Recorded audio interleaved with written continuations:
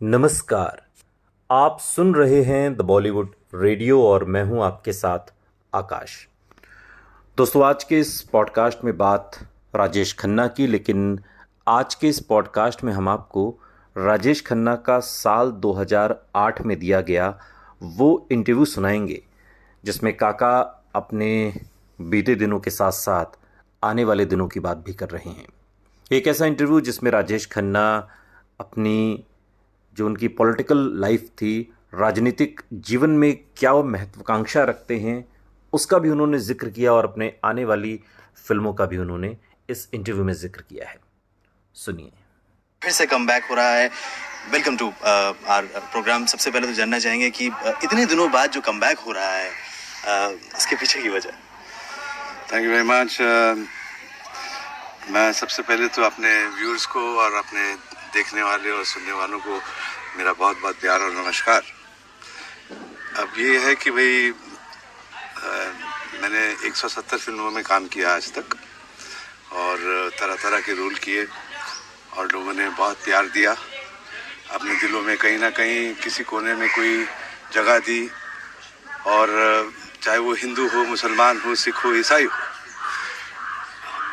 वही हैं जिन्होंने मुझे एक्टर से स्टार बनाया, स्टार से सुपरस्टार बनाया। उसके बाद मैं इंदिरा गांधी जी के बाद राजीव जी के लिए जब हमारी दोस्ती हो गई, प्यार हो गया, तो मैं हर इलेक्शन में कांग्रेस का प्रचार किया करता था। फिर एक दिन पहले भी राजीव जी ने कहा कि भाई आप इलेक्शन लड़ लो। हमने कहा कि नहीं, हम तो दूसरी बिरादरी से है और हम फटर्निटी जो हमारी है वो अलग सी है, ये हमारा काम नहीं है। लेकिन फिर भी एक दिन उन्होंने कहा कि भाई न्यू दिल्ली से एक दिन उन्होंने कहा कि लड़ लीजिए। मैंने कहा बस आपने कहना है। और फिर राजीव जी की स्माइल, मैं ना कर सका और मैं लड़ा और 5 साल पार्लियामेंट का मेंबर बना न्यू दिल्ली से। और अडवाणी जी चले गए गांधीनगर और मैं न्यू दिल्ली से लड़ा, जीता और मेंबर ऑफ पार्लियामेंट बना। तो उस वक्त ये था कि भाई 170 फिल्में कर ली हैं, तो जब 170 फिल्में कर ली हैं तो अब और क्या फिल्में करनी है, बहुत हो गया है। और तरह तरह के रोल किए।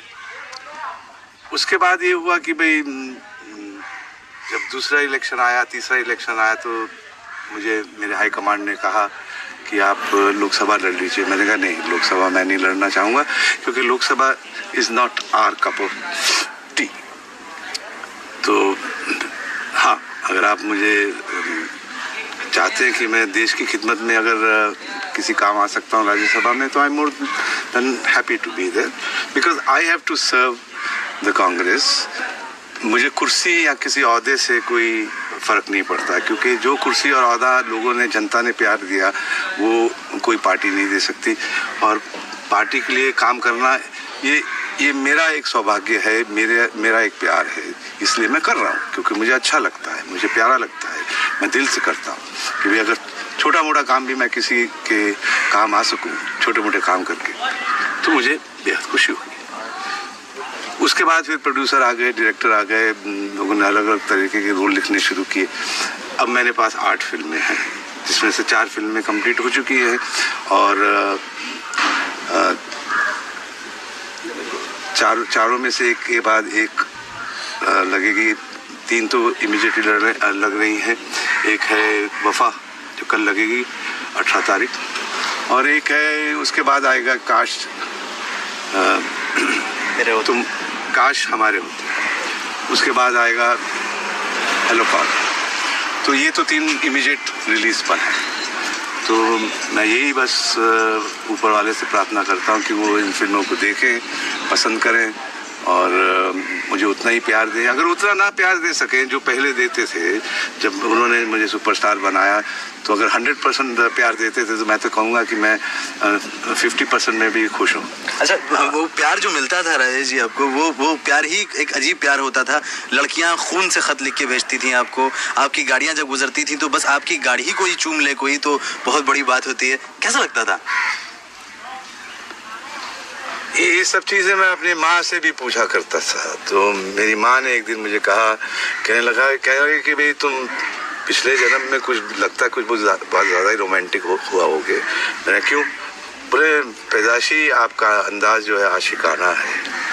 तो हमने कहा आशिकाना है इसलिए तो आशिकाना पिक्चरों में काम करते हैं, रोमांस करते हैं, इमोशन करते हैं, फैमिली ड्रामा करते हैं।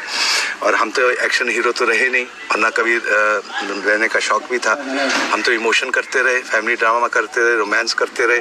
और रोमांस से बढ़कर चीज़ क्या है, इश्क से बढ़कर की चीज़ क्या है? इश्क की खुदाया है, इश्क की मोहब्बत है, इश्क की सबसे महान है। तो हमने वो रास्ता अपनाया, ऊपर वाले ने चाहा।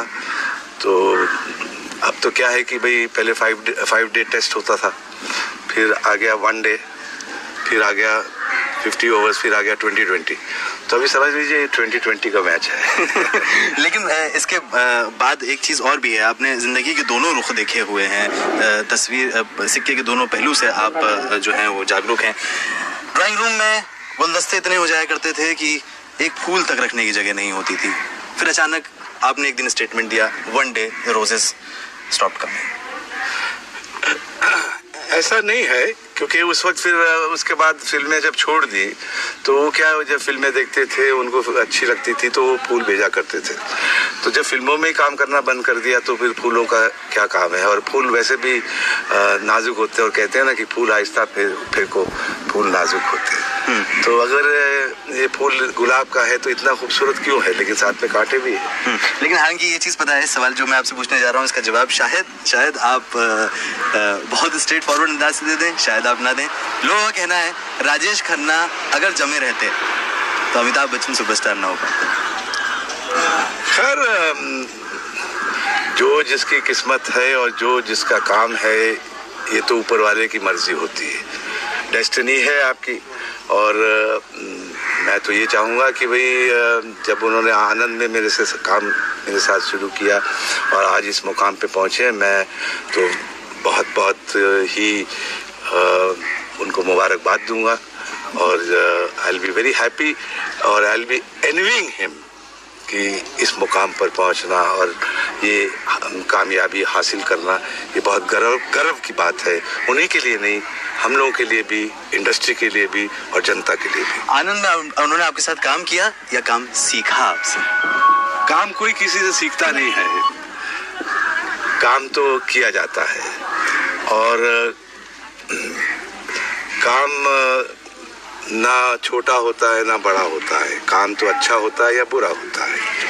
तो इसलिए मैं तो यही चाहूँगा कि अब कल जो पिक्चर लग रही है, क्योंकि कुछ लोगों ने उसकी पब्लिसिटी देखी और कहा कि भाई देखिए इस उम्र में राजेश खन्ना एक इतनी आधी उम्र की लड़की के साथ इश्क फरमा रहे हैं, ये है। हाँ, वो रोमांटिक ज़रूर है, सेक्सी सीन ज़रूर है।